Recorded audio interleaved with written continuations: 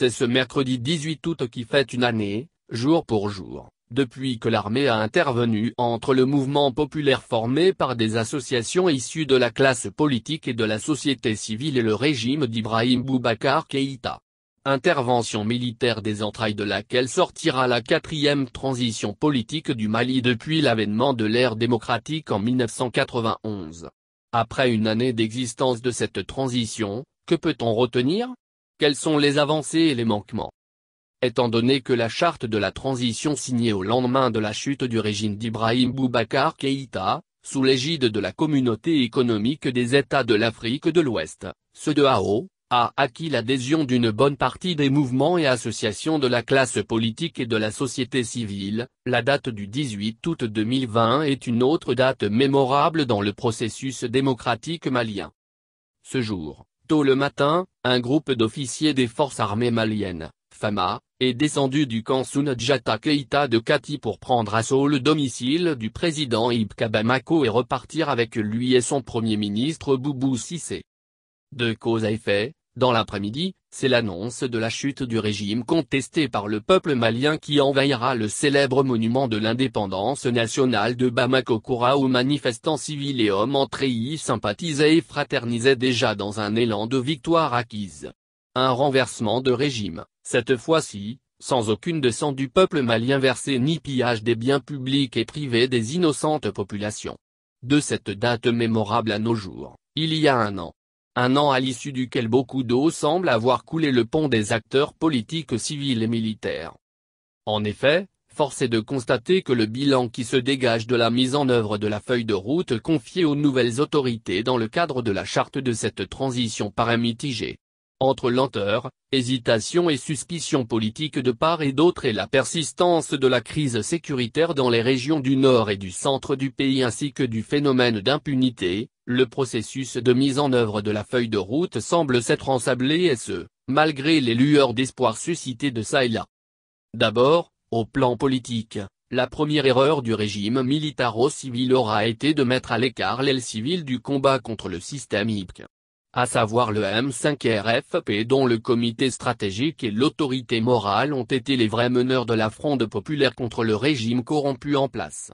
Ce qui entraîna des blocages et mésententes internes au sein de la première équipe du gouvernement de la transition avec le trio arbitral de Bando, Assimi Goïta et Mokhtar Ouane, respectivement président, vice-président et premier ministre de la transition.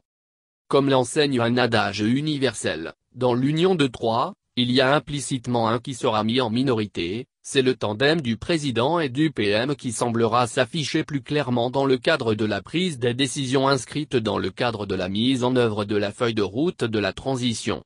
Cela, jusqu'à la date du 24 mai 2021 qui sera marquée par le clash survenu au sommet de l'État. Pour rectifier le processus mal parti, les lendemains du coup de force soldé par la dépossession à Kati de Bando et Mokhtar de leurs des prérogatives, le colonel Assimi Goïta et ses compagnons d'armes ont eu le flair de s'assumer et lancer l'appel à la rescousse au président du comité stratégique de M5 RFP. Et la suite, on la connaît. Au plan politique, c'est le principal fait marquant de la première phase de l'an 1 de la chute du régime d'IBK. Au plan sécurité, le climat social se dégrade davantage avec la montée d'un cran des attaques terroristes, du phénomène de grand banditisme et de criminalité résiduelle dans l'ensemble du pays. Cela, malgré les efforts des forces de sécurité dans leur mission régalienne de protection principalement des centres urbains. Pour la mise en œuvre du fameux accord de paix d'Alger, c'est presque le statu quo. Pour l'organisation des élections à la date indiquée, des efforts sont en cours tant du côté du département de l'administration territoriale et de la primature. Malgré les velléités incessantes des politiciens nostalgiques de l'ancien système d'IBK. Côté bonne gouvernance les 12 mois écoulés de la transition équivalent à une véritable saison de grève avec de trop d'hésitation dans la lutte contre l'impunité. Ainsi, concernant la demande sociale, devenu le dossier le plus sensible dans la gestion sociopolitique de ce pays, les centrales et sections syndicales des travailleurs ont multiplié les pressions sur le gouvernement de la transition. Leur plainte revendicative portait sur la mise en application à tout prix de tous les accords signés aveuglément par le régime défunt d'IBK.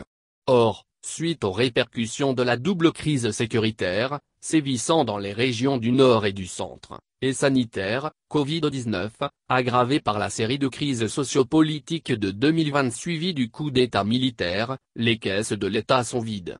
Sur la scène internationale, le Mali est placé dans un isolement avec tout ce que cela sous-tend comme blocage et dégâts collatéraux sur les sources de revenus financières et économiques pour l'État et les populations.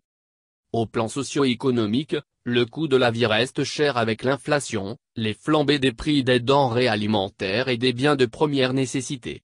La politique de contrôle des prix sur le marché très attendue tarde à s'instaurer à l'échelle nationale.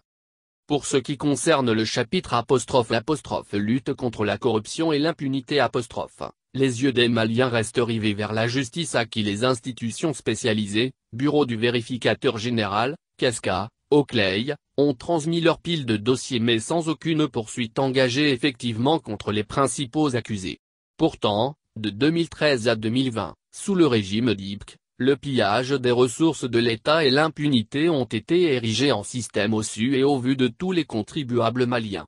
Marqués par des actes et comportements frisant le détournement des deniers publics, la pratique de surfacturation, les vols, le népotisme, le clanisme, la délinquance financière, l'héritage auquel sont confrontées les nouvelles autorités de la transition demeure lourd et quasiment intact.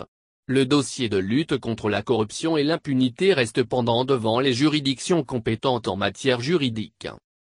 Dans l'ensemble, le processus de mise en œuvre de la feuille de route de la transition accuse des lenteurs pour atteindre des progrès escomptés quelques progrès. En conclusion, les défis à relever ne sont pas des moindres. La persistance des attaques terroristes n'est pas pour arranger les choses. En termes d'acquis, il y a eu, certes, un élan d'espoir, mais, les défis, eux, restent énormes et de loin les plus difficiles. Ce qui donne à la mise en œuvre de la feuille de route de cette transition un caractère de mi-figue mi-raisin après une année consommée. Une situation de surplace qui risque de compromettre éventuellement les sacrifices consentis jusqu'ici par le nouveau gouvernement.